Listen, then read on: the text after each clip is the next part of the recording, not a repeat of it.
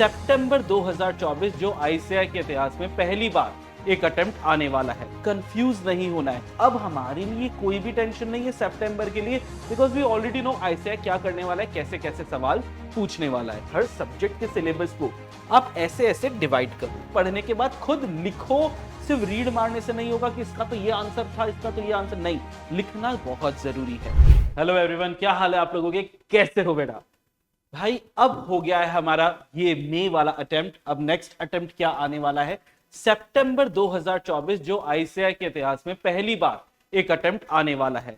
ये किन के लिए है बेटा? ये उन बच्चों के लिए है जिनका शायद इस अटेम्प्ट में पेपर अच्छा नहीं गया, वापस देने की उम्मीद लग रही है, या पक्का ही है हमने दिया ही नहीं था ये अटेम्प्ट, तो सितंबर ही देना है। पहले 6 महीने रुकना पड़ता था, अब ये एक अटेम्प्ट आ चुका है। और आज हम बात करने वाले हैं सितंबर 24 अटेम्प्ट में ऑडिटिंग इन एथिक्स की स्ट्रैटेजी आप लोगों के लिए क्या होनी चाहिए। बहुत सिंपल सी, बहुत छोटी सी, प्यारी सी स्ट्रैटेजी है। और सुनो, कंफ्यूज नहीं होना है। इस अटेम्प्ट में, मई अटेम्प्ट में बहुत कंफ्यूजन था कि पेपर फॉर्मेट क्या आएगा। इन्होंने ऑडिट में इतनी चीजें बदली, सिलेबस जो बदला 70% वो तो बदल ही दिया भाई, किस तरीके से क्वेश्चंस आते हैं वो भी बदल दिया, करेक्ट इनकरेक्ट उड़ा दिए, केस स्टडीज एक्स्ट्रा कर दी, जनरल एमसीक्यूज कम कर दिए, बहुत सारा भूचाल ले आए। लेकिन ये उन बच्चों के लिए था जो फर्स्ट टाइम करेंगे मई में। अब हमारे लिए कोई भी टेंशन नहीं है सितंबर के लिए, because we already know ICAI क्या करने वाला है, कैसे कैसे सवाल पूछने वाला है। तुम्हें तुम्हारी प्रिपरेशंस कैसे करनी है, आओ देखते हैं। भाई तुम्हारे सिलेबस में टोटल 11 चैप्टर हैं। अब 11 के 11 चैप्टर ना तो इजी, ना तो 11 के 11 चैप्टर हार्ड। अगर आप देखें ना, आपको स्टार्ट करना चाहिए हमेशा इजी चैप्टर से। इससे क्या होता है, सब्जेक्ट में इंटरेस्ट भी बनता है और मन भी करता है पढ़ने का। शुरू में ही अगर पंगा ले लिया डिफिकल्ट वालों से तो भाई हमेशा दुख ही देगी ऑडिट। तो आपके टोटल 11 चैप्टर्स में से 5 चैप्टर्स सुपर इजी है, मतलब ये सुपर से भी ऊपर इजी है। इनसे स्टार्ट करो बेटा, चैप्टर 1, चैप्टर 2, चैप्टर 6, फिर आ जाता है chapter 9 and chapter 10, super duper easy. इनसे स्टार्ट करो, और इनको भी कैसे पढ़ना है ये मैं नेक्स्ट स्लाइड में आपको बताता हूं।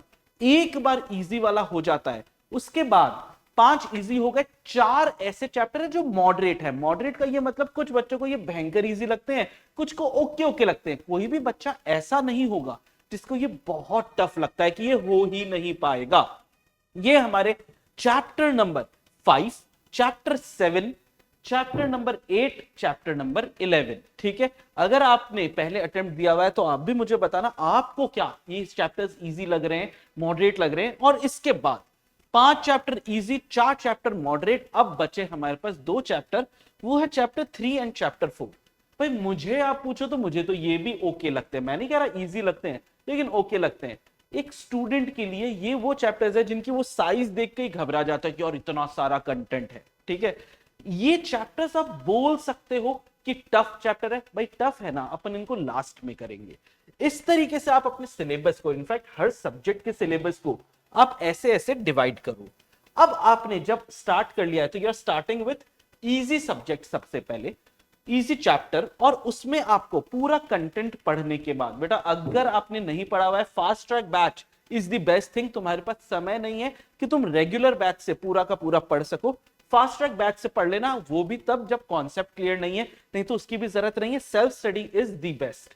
इजी चैप्टर्स आपने उठाए, और जब पूरे के पूरे कॉन्सेप्ट हो गए तो कोशिश करो कि आप आईसीएआई ने जो बैक में क्वेश्चंस दिए हुए हैं उनको खुद अटेम्प्ट करो। आईसीएआई ने बेटा उसका सोल्यूशन भी दिया हुआ है, वो सोल्यूशन आपके ऊपर है, आपने बाद में चेक कर लिया कि कैसे लिखा हुआ है। लेकिन प्लीज पढ़ने के बाद खुद लिखो, सिर्फ रीड मारने से नहीं होगा कि इसका तो ये आंसर था, इसका तो ये आंसर नहीं, लिखना बहुत जरूरी है। उसके बाद जो आईसीएआई ने बीच में इलस्ट्रेशंस एंड केस स्टडी दी है, कंपल्सरी है बेटा। अभी हमने मई अटेम्प्ट में भी देखा था, उसमें से सवाल आए थे, तुम्हारे अटेम्प्ट में भी आएंगे, पहले भी आते थे। इनको रीड कर लो, मैं नहीं कह रहा इनको राइट करो, अटेम्प्ट तो राइट करके तो ये क्वेश्चंस ही करना है। फिर जब ये प्रोसेस पूरा हो जाता है, move on to moderate. Moderate में सेम प्रोसेस करोगे, इसके बाद move on to the tough chapters. बस इतनी सी स्ट्रैटेजी है बेटा आपकी, ये कर लो। ऑडिट का पेपर बच्चों का शानदार गया था अभी वाला, क्योंकि उन्होंने स्ट्रैटेजी अपनाई थी, उन्होंने कॉन्सेप्ट से डरे नहीं थे। तुमसे भी मैं ये उम्मीद करता हूं, wish you all the very best, और हम हमेशा अवेलेबल हैं, कोई भी डाउट हो, कुछ भी हो उसके लिए।